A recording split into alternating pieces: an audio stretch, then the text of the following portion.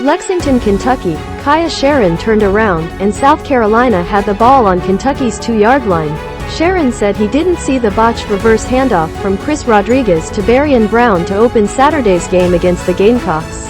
He said he was focused on being Brown's lead blocker, but an ominous roar from the crowd at Kroger Field told him something had gone awry. Only 13 seconds into his first collegiate start, and the redshirt freshman from Somerset was tasked with engineering a comeback. If that was supposed to rattle Sheron, he said it didn't work.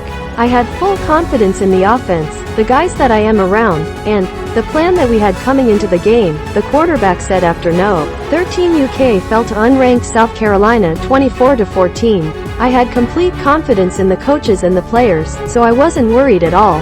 3 takeaways. Nothing goes right for No. 13 Kentucky and lost to South Carolina. Stepping in for the injured Will Levis, Sheron credited his teammates for having confidence in me and building me up throughout Saturday's game, even when the Wildcats' chances of pulling out a victory seemed all but impossible. No matter how we finished last drive, they were just very confident in me, he said. When the dust settled on a second straight loss, however, Kentucky head coach Mark Stoops was left thinking about how the rest of the team, staff included, could have done a better job helping Sheron feel comfortable during his first time under center against a Southeastern Conference opponent.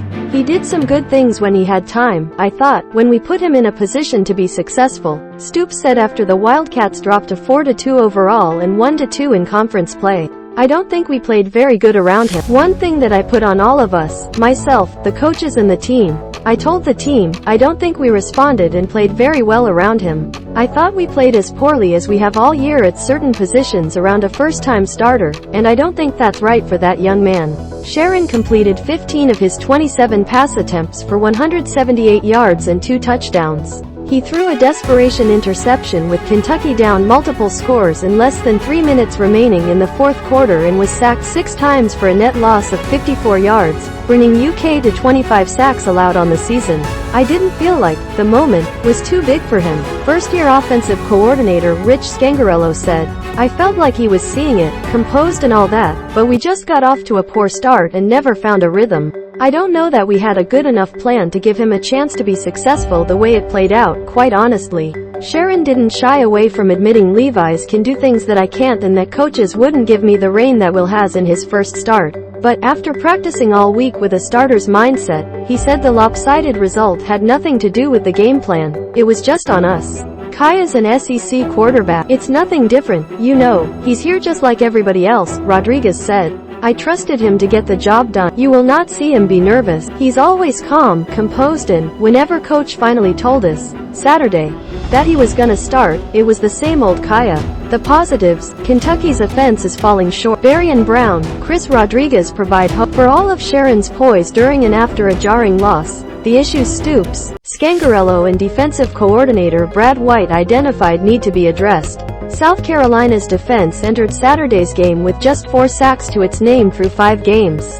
After facing the Wildcats' spotty offensive line without starting right tackle Jeremy Flax, the Gamecocks left Lexington with 10 quarterback takedowns. Even on a max protection we got pressure, which is inexcusable, Stoops said. We got to do a better job. You want to take shots down the field, but you get conservative with protection and different things at times and you don't want to make a mistake, Scangarello said. The defense was playing really good in the first half, so we felt like we were in the game and we were willing to be conservative with a young player, and that's how it played out. We missed some opportunities on third down, a dropped ball, an assignment mistake in protection.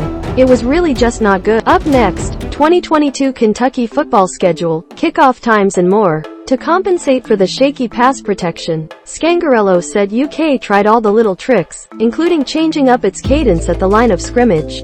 That didn't stop South Carolina from getting to Sheron, and the Wildcats were flagged for 5 false start penalties. Sheron was also quick to take the blame for taking unnecessary sacks. They liked to pressure and they brought the corner on one play and literally just came free because we just didn't look out at him, but yet the same guy got it right in practice, Scangarello said. Well, evaluate in every way, but you know, we gotta be better at it. It's hard to drop back and throw if the pocket's on top of you or the quarterback doesn't move up in the pocket when they give him good protection, which I thought happened tonight as well. Stoops also placed some blame on Kentucky's receiving corps, which was down senior transfer Tavion Robinson for much of the second half due to injury. The group, Stoops said, didn't make enough competitive catches and wasn't as assignment sound as it needed to be. I mean, you got a guy out there that's making his first start, the coach said. We gotta play the way we can play. White owned up to his unit not helping Sheron when it could during the second half. The Wildcats forced 2 turnovers and limited South Carolina to 90 yards of total offense before the break but wasn't as opportunistic and struggled to get off the field once play resumed, allowing 266 yards from scrimmage. Today had everything to do with just execution and tackling, White said. We've got to be better at the end of the day. We've got to do a good job of providing that assistance for a first-time starter. Dane Key. How family is helping UK receiver in first season. Stoops said after the game that Levis is still day-to-day with an undisclosed foot injury. Levis told the SEC network before Saturday's game that he'll be good to play against Mississippi State next week. Regardless of if Levis is back against the Bulldogs, UK's problems go beyond who is under center.